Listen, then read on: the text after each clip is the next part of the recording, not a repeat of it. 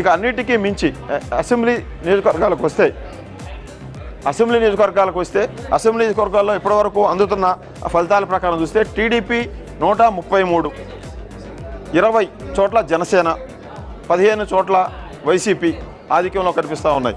జనసేన పోటీ చేసింది 21 సీట్లలో, ఒక పాలకొండలో మాత్రమే జనసేన వెనకబడి ఉంది. మిగతా 20 చోట్ల కూడా జనసేన ఆధిపత్యంలో ఉంది. అంటే దాదాపు 95% పైగా జనసేన సీట్లు గెలుచుకుంది.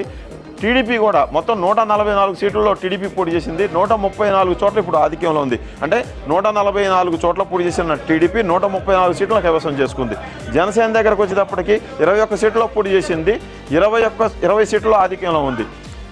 బీజేపీ 11 సీట్లలో పోటీ చేసింది, 7 చోట్ల బీజేపీ ఆధిక్యంలో ఉంది.